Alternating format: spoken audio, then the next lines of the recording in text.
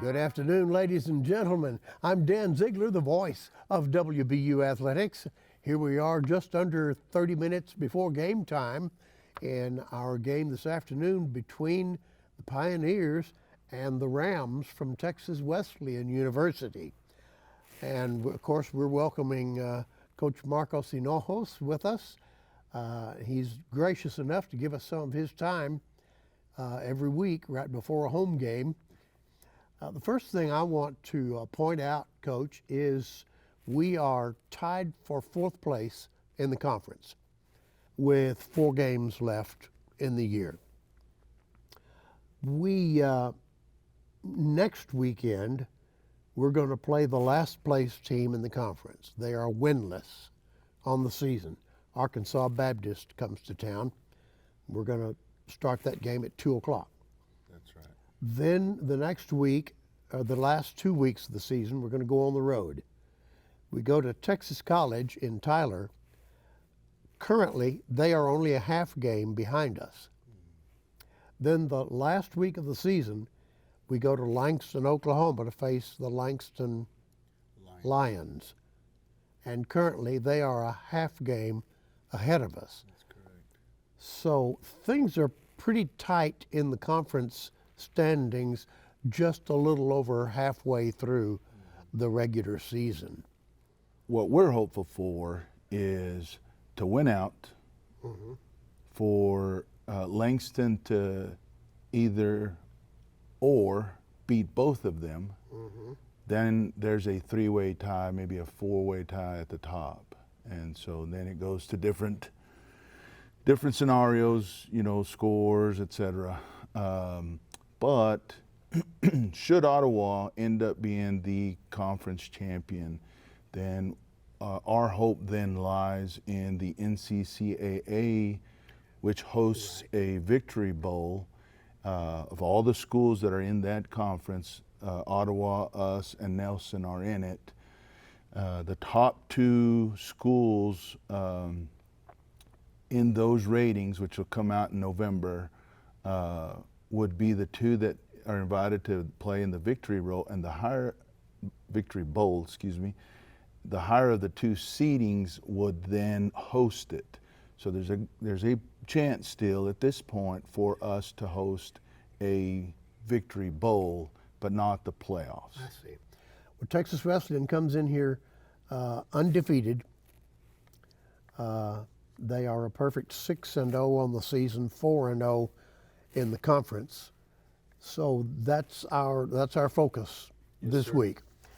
I do want to take a little time, though, and go back over our game briefly with Nelson, Texas. The thing that really, we've been talking about consistency most of the times that we've talked this season. And once again, 2 weeks ago, we were consistent. We scored 7 points in the first quarter, 7 in the second, 7 in the third, and 6 in the fourth. So we just kept constant pressure on the Lions. Our first quarter score was a tying score because they scored earlier in the first quarter. What, reflecting on that play, what do you want to bring out? Well, if I can go back to the series before, so we have had some injuries.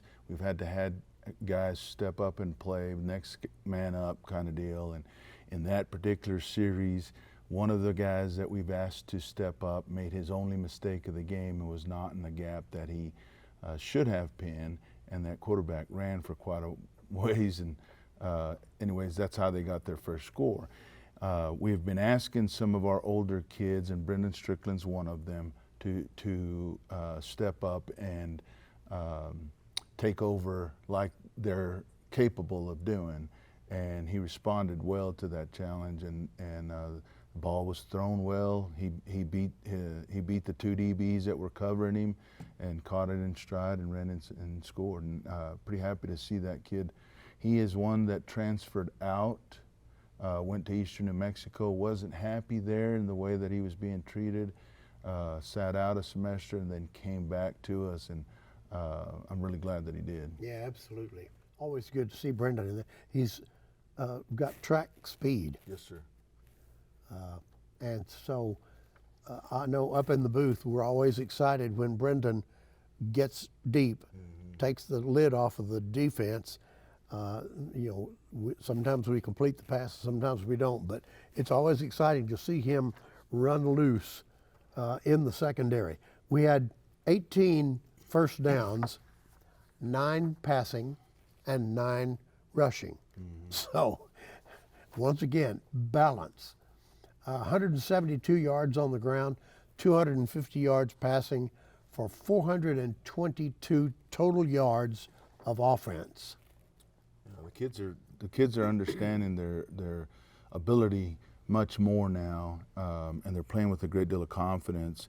What I'm most proud of is the 0 interceptions that Davian has out of 24 attempts. He's taking care of the football. He's making good decisions, and that's always exciting. Yeah. Another thing that jumped out to me, we only had to punt twice in that game, as opposed to them punting 5 times. You know, going into this ball game, Nelson's defense was in the top 3 defenses, and so for what our offensive line did to that defensive line, nobody's been able to run on them like we were able to, and that's a credit to your offensive line. Fast forward a week after getting beat by us, they then played Texas Wesleyan, and they had no gas left in the tank the following week. So,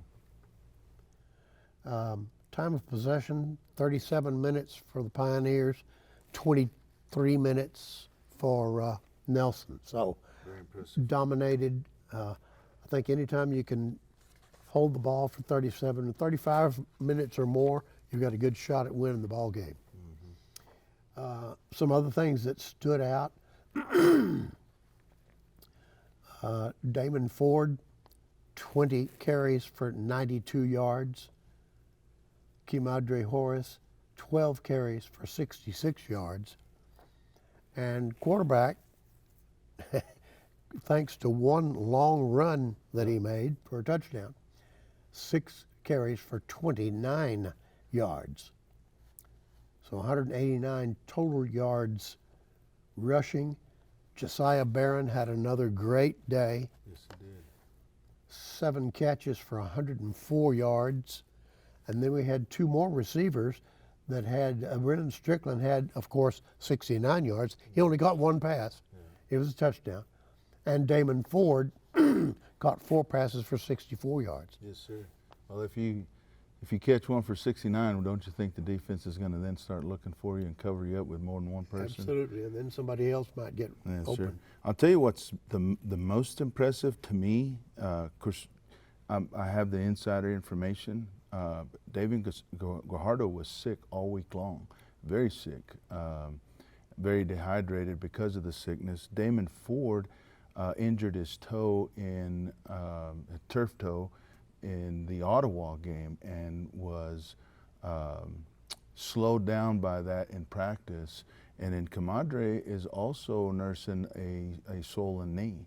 So for them to have that type of production speaks about their courage, because they could have sat out and said, hey, I'll wait for the next week, but they didn't. That's great. Braden Welch, I've mentioned 2 punts. He averaged 43.5 yards a punt. Once again, we've talked about him in weeks past, but he will consistently flip the field. And what an asset. Yeah, he's having a great year, and so is Leo, the 2 senior kickers. When they get to that point in your program, and they've been doing that for a while, man, it's so nice to be able to rely on them to flip the field like that. Yeah, no missed extra points, 2 field goals in the 4th quarter. So Tyrone Morgan, Donovan Henry both had an interception for that game. Like to see that. What's nice about Tyrone is I can take you back to the Sol Ross game. We had come back from behind and we were winning the ball game. Ross was driving. Less than a minute left in the ball game. It's a 3rd down, and they throw a pass. Tyrone drops an interception that would have ended that ball game. And since then, he's had 2 interceptions, maybe 3 interceptions, if I'm not mistaken. So, man, he's a freshman out of Wichita Falls Rider, and the kid is growing up. Yeah. Fast. Yeah, he is. On defense, Isaiah Brooks had 8 tackles. Brennan Davis had 7. Caleb Brooks had 7. And Marcus Wright had 6. So spreading those tackles around, that looks good too. Pretty that solid. one person is not making Yes, sir. the lion's share of the tackles. Yeah, we love to rally to the football. Let's go on and talk about Texas Wesleyan. In every statistical category, they've got players near the top. They have the number 3 rusher in the conference. Number 3, Ernest Caesar. He's averaging 79.7 yards a game. So, I mean, he's not lighting it up, but he's the number 3 rusher in the conference. We happen to have the number 5 and number 6 rushers in the conference, in Damon and Kimadre. So almost a wash there. Well, I will tell you that Ernest Caesar is quite an athlete. He's not very big, and their quarterback Carson Rogers. One of the reasons why Ernest's rushing yardage is not as high as it probably ought to is because they rely on the big play passing, and Ernest comes in from the red zone or gold zone and scores 10-yard touchdowns. You know, he's leading the NAIA with 21 touchdowns. Yeah. So there's a lot to be said about Ernest Caesar. We mentioned Carson Rogers. He's the number 3 quarterback in the conference. He wears number 13, as you'll be watching the game a little later. He, in 6 games, he's 92 for 140. He's averaging 185 yards a game passing, the number 3 ranked quarterback in the conference. Oh, by the way, we have the number 5 ranked quarterback in the conference in Davian Guajardo, averaging 148 yards a game. Receiving, they have the number 2 receiver in the conference in number 6 on his jersey, A.J. Bobb. He's averaging 111 and a half yards a game catching the ball. By the way, we have the number 5 ranked receiver in the conference, number 0, Josiah Barron. So, you know, you look at a team that's undefeated and you say, man, that's an offensive juggernaut. Maybe not so much. Maybe not so much. I think we're comparable. Tackles, we have the number 4 and number 5 tacklers in the conference. Their best tackler is number 10 in the conference. Tackles for loss, we have number 4 and number 6 in the conference. Sacks, they have a player that's number 11. We have a player that's number 5. Caleb Brooks is number 5 in the conference. Interceptions, now they're ball hawks in that secondary. They have 1, 2, and 3 in the conference. Javari Sanders, Jaden Jones, and Dalen, I think is the way you say it, Dalen Rogers are 1, 2, and 3. Oh, by the way, we have 6, 7, and 8 in our defensive backfield. Charles Bell, Tyrone Morgan, and Donovan Henry. So on scoring offense, They are averaging an eye-popping 57.5 points a game. We are averaging 35 points a game. They're number 1 and we're number 3. Sure. Not a lot of difference there. They've also played Arkansas Baptist University, and we have not. Right. So, right. And I think those are all very good comparisons. I think those are all notable players. But this is a conference game, and it's going to be a battle from the start to finish. So they're going to ride about one of those receivers. They're going to ride about one of those running backs. Yeah. One of those quarterbacks. They're going to ride about. Y'all are going to be talking about one of those defenses, one or the other, and it's going to be about who showed up on that particular day. Nothing behind us matters, but what happens today matters. Yeah. They're the number 1 scoring defense. They allow the fewest points in the conference. We're 4th. So once again, comparable in every category, and in some categories we exceed. So you got some particular players that you want to talk about for this game? I think we talked about all of those guys. The guys you've mentioned are the guys that we're expecting today to be playmakers. I would draw your attention to the offensive and defensive line. Those are 2 areas on our team that have drastically improved. We're not where we want to be, but it's a definite improvement. You mentioned Caleb Brooks earlier. Caleb Brooks will not be playing today. He's